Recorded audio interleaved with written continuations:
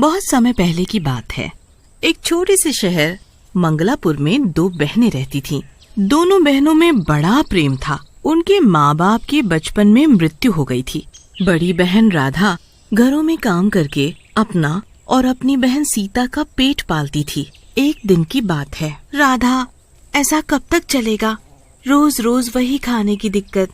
ना ही हम सब ठीक से खा पाते हैं और ना ही पहन पाते हैं। पर मैं भी क्या कर सकती हूँ बहन, मुझे इस काम के अलावा और कोई काम भी तो नहीं आता। राधा, क्यों ना मैं भी तुम्हारे साथ घरों में जाकर काम किया करूँ? खबरदार, अभी तेरी पढ़ने लिखने की उम्र है और तू घरों में जाकर काम करने की बात कर रही है।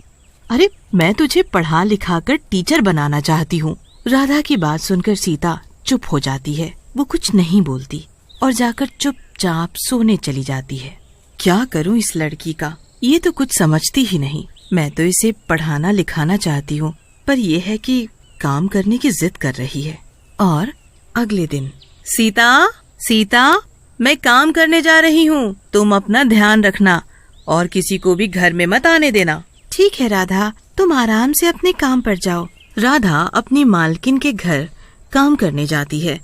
घर का काम करके वो शाम को अपनी मालकिन से पैसे मांगती है। मालकिन जी, मुझे कुछ पैसे की जरूरत है, मुझे कुछ पैसे दे दो। अरे, अभी तो तुझे परसों ही पैसे दिए थे, फिर तुझे इतनी जल्दी पैसे की क्या जरूरत पड़ गई? वो मालकिन जी, मुझे अपनी बहन के लिए किताबें खरीदने के लिए चाहिए। अभी नहीं है मेरे पास पैसे वैसे। और क्या करेगी तू अपनी बहन को पढ़ा लिखा कर? और रोज रोज तू पैसे मांगती है। अरे, मैं नहीं दे पाऊंगी। तुझे काम करना है तो कर, वरना जा यहाँ से, समझी? मालकिन जी, आप ऐसे मत बोलिए। मैं अपनी बहन को पढ़ा लिखा कर टीचर बनाना चाहती हूँ। अब तू उसे टीचर बना या चाहे कुछ बना, मेरे पास नहीं है पैसे। देख, मैं ये तुझे रोज रोज पैसे नहीं दे सकती और तू कल से काम पर मत आना। अरे मालकिन जी, आप ऐसा मत बोलिए। आप काम नहीं कराएंगी तो हमारा गुजारा कैसे होगा? वो मुझे नहीं पता। अब तू जा यहाँ से, चल निकल, चल फुट। राधा वहाँ से उदास मन से जब शाम को काम करके लौट रही होती है तो वो पूरे रास्ते यही सोचती आती है, जब सीता मुझसे पैसे मांगेगी तब मैं उसे कहाँ से दूंगी और उसे कैसे बताऊंगी कि मालकिन ने मुझे काम से निकाल दिया है। राधा ये सोचते सोचते वहीं रास्ते में एक पेड़ के नीचे बैठ जाती है और रोने लगती है। राधा जिस पेड़ के नीचे बैठी रो रही होती है, उसी पेड़ पर बैठी चुड़ैल राधा को रोते देख रही होती है। तभी चुड़ैल राधा के सामने आ जाती है। चुड़ैल, चुड़ैल! राधा चुड़ैल को देखकर भागने लगती है। अरे अरे, भागो मत, मुझसे मत डरो, मैं तुम्हें कुछ नहीं करूँगी। पर तुम तो चुड़ैल हो और मैं कैसे मानूं कि तुम मुझे कुछ नहीं करोगी? हाँ?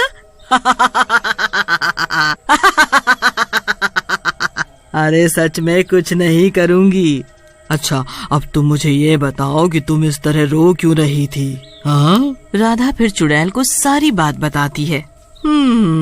तुम चिंता मत करो, सब ठीक हो जाएगा।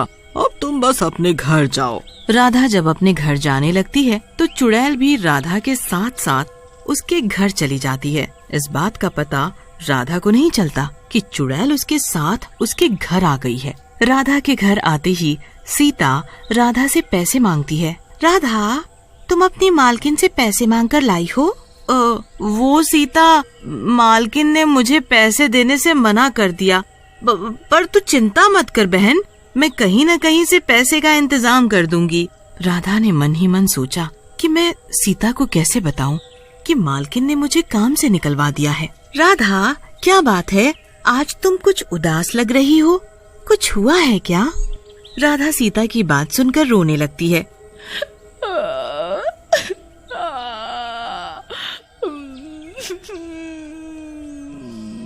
और फिर उसे बताती है कि मालकिन ने उसे काम पर आने के लिए मना कर दिया है। तभी राधा सीता से कहती है, अच्छा तू ये सब छोड़, मैं तेरे लिए कुछ बना कर लाती हूँ। राधा रसोई में जाकर देखती है, अरे रसोई में तो कुछ भी खाना बनाने के लिए नहीं है, सारा सामान खत्म है। अब मैं सीता को क्या खिलाऊंगी? तभी राधा रसोई में ऊपर रखे डब्बे को उतारती है तो देखती है उसमें थोड़े से ही चावल रखे थे, जिससे कि सीता का पेट भी ठीक से नहीं भरता। मैं सीता को यही बनाकर खिला दूंगी। राधा सीता को वो थोड़े से ही रखे चावल बनाकर खिलाने जाती है। ये ले सीता, आज ये चावल खाकर ही काम चला ले, आज ये ही है।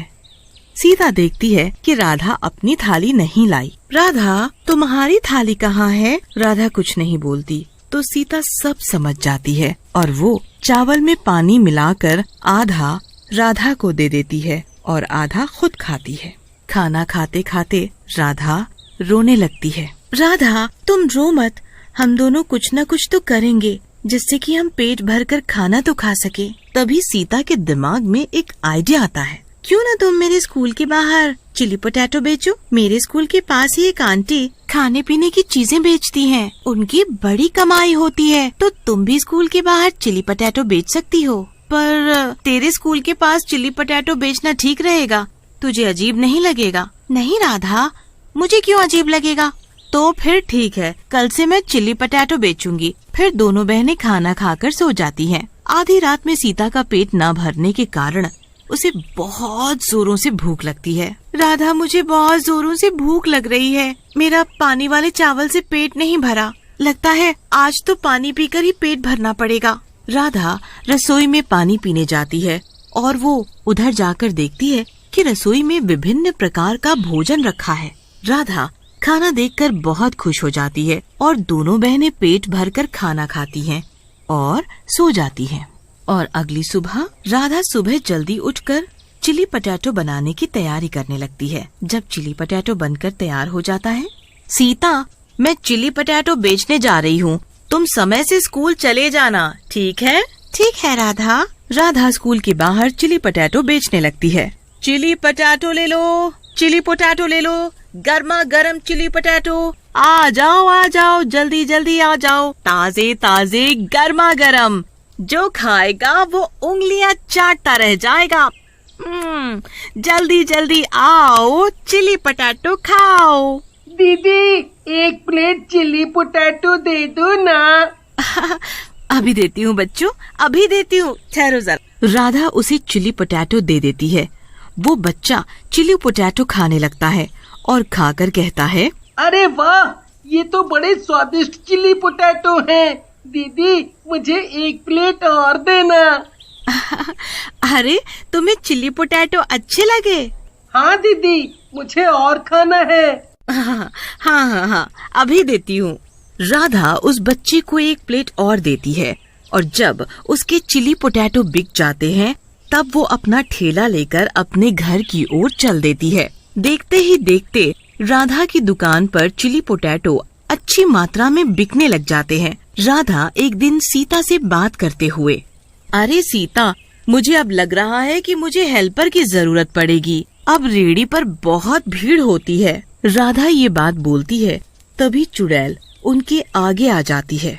अरे, तुम तो वही चुड़ैल हो ना जो मुझे पेड़ के नीचे मिली थी? हाँ, मैं वही चुड़ैल हूँ और मैं तुम्हारी तब से मदद कर रही हूँ। अरे कैसे? और तुम यहाँ कैसे आई? मैंने उस दिन तुम्हें रोते हुए देख लिया था और मैंने तभी ठान लिया था कि मैं तुम दोनों की मदद करूँगी और तभी से मैं तुम्हारे साथ आ गई।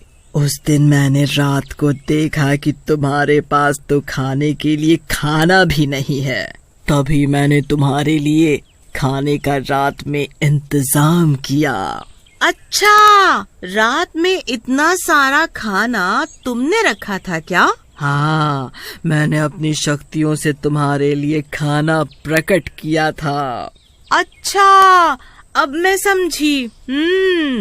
हाँ, तुम दोनों बहनें मुझे गलत मत समझना। मैं तुम्हारी मदद ही करने आई थी और मैं चाहती हूँ तुम्हारी हमेशा मदद करूँ। अच्छा, तो तुम मेरी चिली पोटैटो बेचने में मदद करोगी? हाँ, क्यों नहीं, बिल्कुल करूँगी। अगले दिन से ही राधा और चुड़ैल दोनों एक साथ रेहड़ी लगाते हैं और चिली पोटैटो बेचते हैं और खूब पैसे कमाते और सीता की अच्छे से पढ़ाई करवाते।